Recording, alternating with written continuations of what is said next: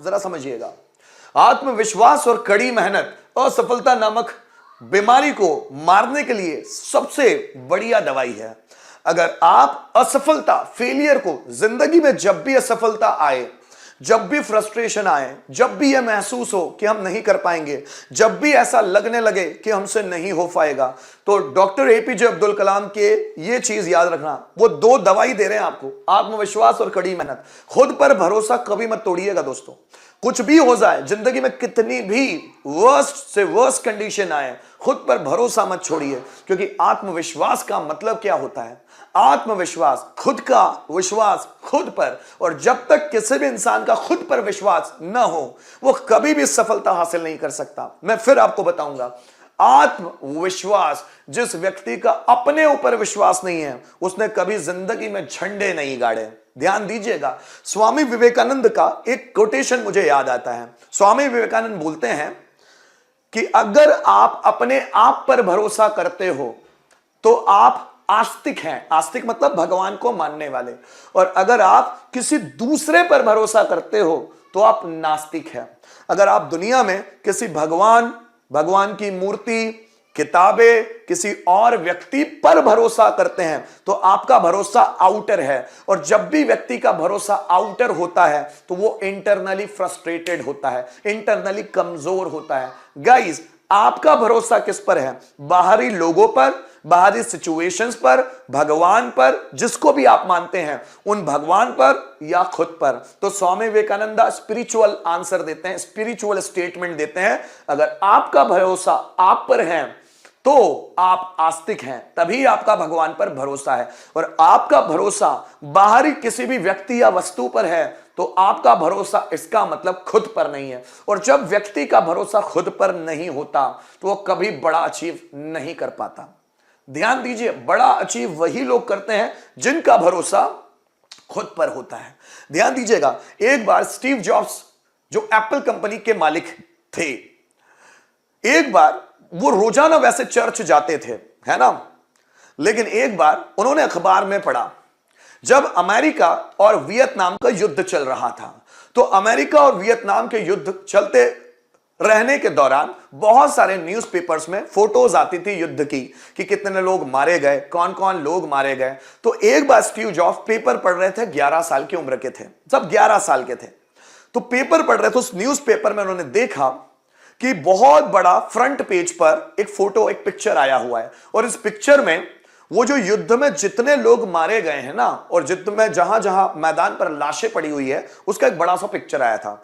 जैसे उस पिक्चर को स्टीव जॉब्स देखते हैं ना अपनी छोटी उम्र में, तो वो जब चर्च जाते हैं उस पेपर को लेते हुए पढ़कर, तो उस पिक्चर को देख के उनको बड़ा दुख होता है, क्योंकि उसमें बहुत सारे लोगों की मौत का सीन था। बहुत सारे बच्चे मरे हुए थे, किसी का हाथ टूटा हुआ, किसी का पैर टूटा हुआ, खून से लथपथ, किसी की चमड़ियां गायब है। तो ऐसे बहुत सारे फोटो जब वो देखते हैं ना तो उनका दिमाग हिल जाता है। उनको बहुत पछतावा होता है कि ये ह्यूमन बीइंग कर क्या रहे हैं, ये देश अपने ईगो के चक्कर में मासूम लोगों को क्यों मार रहे हैं। वो जाकर चर्च में जाकर फादर से पूछते हैं कि फादर, ये बहुत सारे लोग मर रहे हैं, क्या ये ईश्वर जानता है? क्या ये हमारा गॉड जानता है? तो फादर बोलता है, हाँ, ये हमारा गॉड जानता है। तो स्टीव जॉब्स फिर पूछते हैं कि इतने लोग मर रहे हैं, इन लोगों को बचाने के लिए क्या गॉड कुछ भी नहीं करेगा? तो वो फादर बोलता है, नहीं, गॉड कुछ भी नहीं करेगा। स्टीव जॉब्स का दिमाग खराब हो जाता है कि भगवान, जिसको हम सर्वशक्तिमान बोलते हैं, और अगर वो भी लोगों की मदद के लिए नहीं आएगा तो ऐसे ईश्वर को मुझे पूजना क्यों है? उस दिन के बाद से स्टीव जॉब्स डिसाइड करते हैं कि वो कभी चर्च नहीं जाएंगे, और 11 साल की उम्र के बाद स्टीव जॉब्स अपनी लाइफ में कभी भी चर्च पर नहीं गए, कभी पांव नहीं रखा। मैं क्या बताना चाहता हूं, ये बंदा स्टीव जॉब्स आगे जाकर एप्पल कंपनी का मालिक बनता है। ये और इनके एक दोस्त होते हैं स्टीफन वॉजनियाक। स्टीफन वॉजनियाक और स्टीव जॉब्स दोनों मिलकर गैरेज में एप्पल कंपनी की शुरुआत करते हैं। चूंकि स्टीव जॉब्स भगवान पर भरोसा करना छोड़ चुके थे, तो उनका पूरा भरोसा खुद के टैलेंट पे था, खुद के स्किल्स पे था, खुद के कॉन्फिडेंस पे था। उन्होंने सबसे ज्यादा भरोसा अपने खुद पर किया, अपने आप पर किया, और यह व्यक्ति in the future Apple company का मालिक बना। ध्यान दीजिएगा, स्टीव जॉब्स बहुत बड़ी पर्सनालिटी है, बहुत बड़े व्यक्तित्व के धनी थे, ये बहुत गुण थे इस व्यक्ति में। इस व्यक्ति का विश्वास सबसे ज्यादा खुद पर था। आप विराट कोहली, सचिन तेंदुलकर, इनको आप मंदिर मस्जिद गुरुद्वारा भटकते हुए नहीं देखेंगे। पता है क्यों?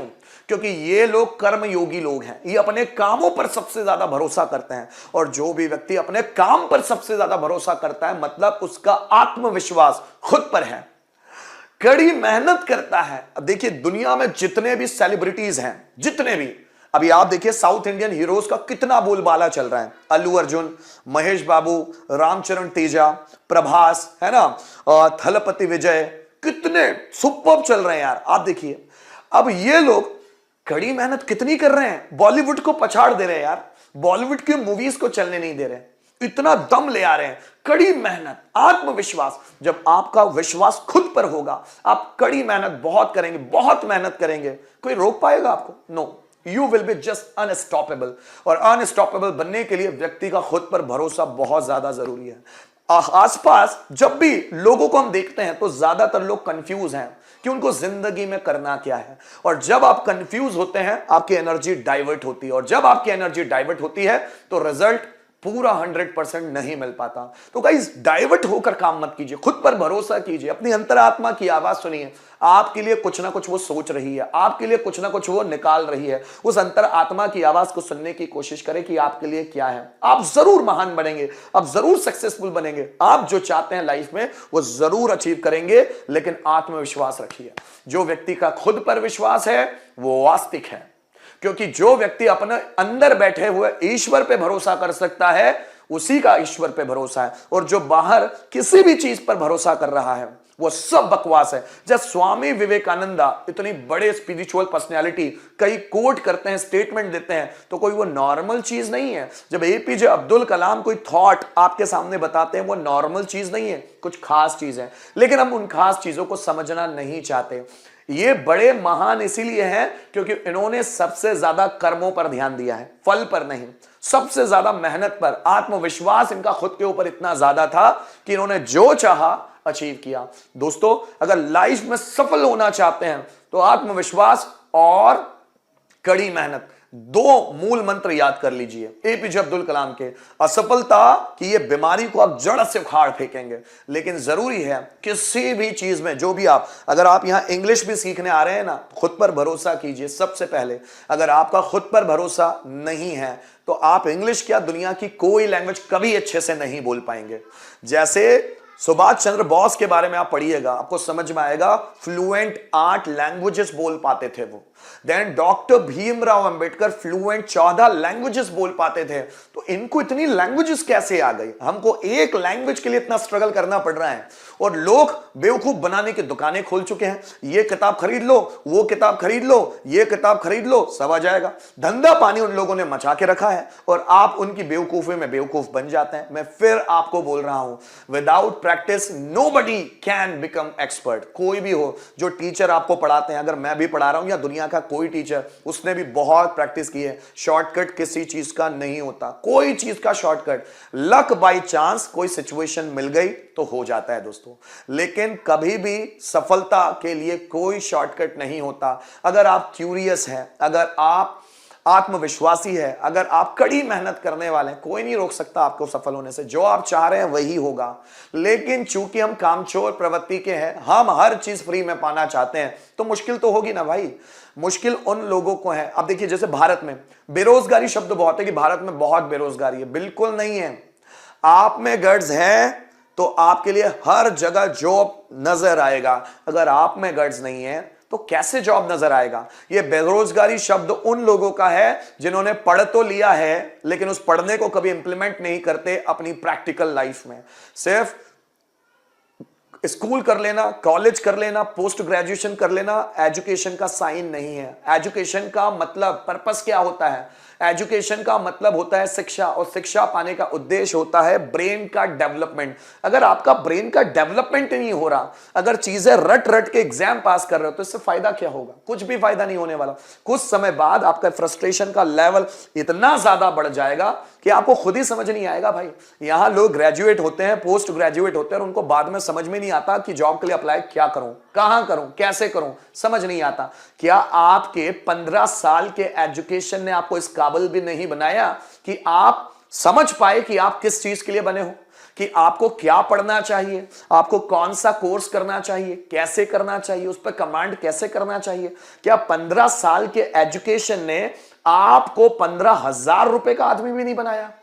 तो थ्रू इस एजुकेशन सिस्टम पर जो आपको आत्मविश्वास नहीं दे सकता, जो आपको मेहनत करने लायक नहीं बना सकता। आप जरा समझिएगा, जितने भी लोग इस दुनिया में हैं जिनका खुद पर आत्मविश्वास है, जो खूब मेहनत करने के लिए डटे हुए हैं, करियर उन्हीं का बनता है भाई, करियर उन्हीं का है। और अगर हमारा ऐसा एजुकेशन सिस्टम जिस पे हम लोग अंधी रेस में लगे हुए हैं मार्क्स की, कि जिसके मार्क्स ज्यादा आएंगे वो ज्यादा इंटेलिजेंट होगा, मैं बता दूं वो इंटेलिजेंट नहीं है, वो सिर्फ एक उसका मेमोरी पावर अच्छा है, वो रट अच्छा सकता है, वो चीजें लिख अच्छा सकता है, समझ अच्छा सकता है, लेकिन उसको बहुत क्रिएटिव, टैलेंटेड या इंटेलिजेंट कहा जाए ऐसा बिल्कुल भी नहीं है।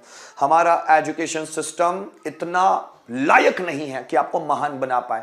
जितने भी महान लोग हैं वो इस एजुकेशन सिस्टम से महान नहीं बने हैं। मैं आपको फिर बता दूं, हमारा एजुकेशन सिस्टम, मैं बोलता हूं क्या पूरा ही फेल है? नहीं, मेरा कहने का यह मतलब नहीं है हमारा एजुकेशन सिस्टम पूरा फेल नहीं है।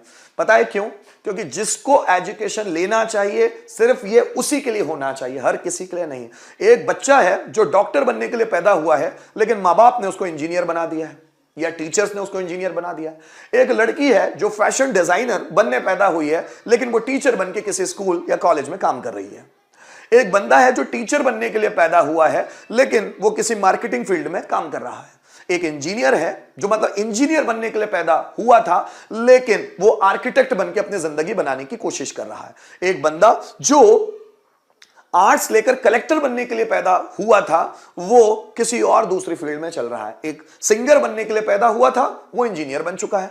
एक इंजीनियर बनने के लिए पैदा हुआ था, वो डांसर बन चुका है। जब भी आप अपने इनर टैलेंट को छोड़ के किसी भी चीज में जाते हैं, सिवाय फ्रस्ट्रेशन के कुछ नहीं मिलेगा, निराशा के कुछ नहीं मिलेगा। इसलिए अपनी इनर वॉइस को सुनने की कोशिश कीजिए, बाहरी लोगों को मत सुनिए। अपने आप पर विश्वास पैदा कीजिए कि आपकी अंतरात्मा आपको सही गाइड ही करेगी। और दुनिया में जितने भी लोग हैं, सचिन तेंदुलकर को क्या किसी ने बताया था कि क्रिकेट खेलना है उसे? हाँ, बताया था ना, उसकी अंतरात्मा ने, बाहरी व्यक्ति किसी ने नहीं बताया।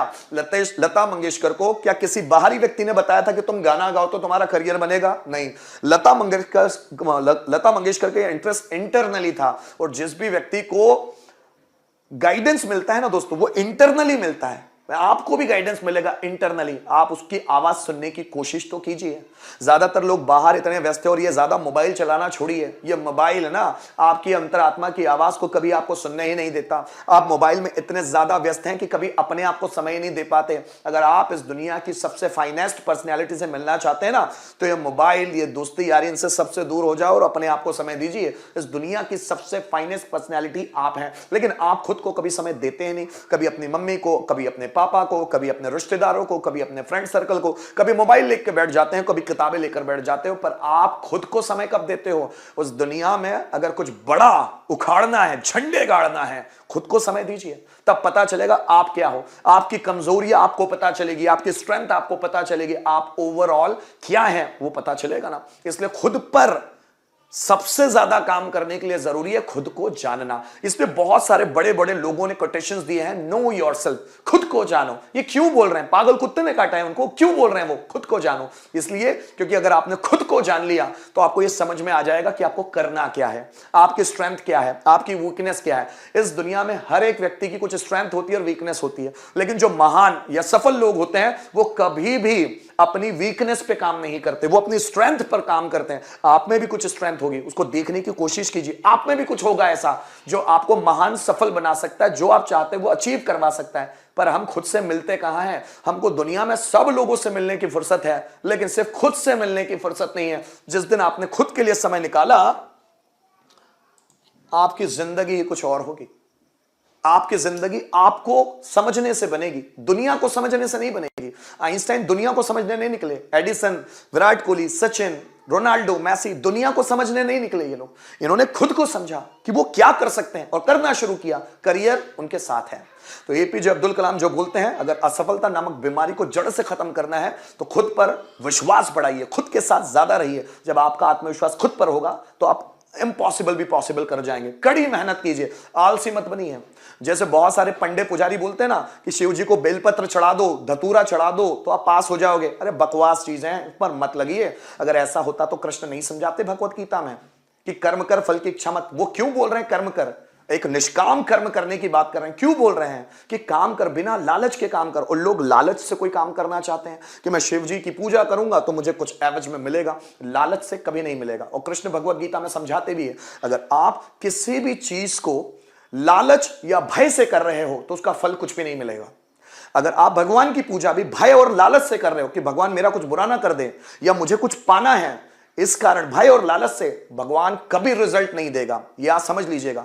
आप कर्म योगी बने जैसे कृष्ण हैं, आप कर्म योगी बने जैसे राम हैं, आप कर्म योगी बने जैसे जीसस है, जैसे मोहम्मद साहब है, आप कर्म योगी बने जैसे शिवाजी महाराज और महाराणा प्रताप है, आप कर्म योगी बने जैसे विराट कोहली, सचिन तेंदुलकर और MS धोनी, आप कर्म योगी बने जैसे रोनाल्डो और मैसी है। और दुनिया के वो सभी महान और सक्सेसफुल लोग जिन्होंने अपनी जिंदगी को बनाने में दम लगा दिया है, आप भी दम लगा दीजिए। जिंदगी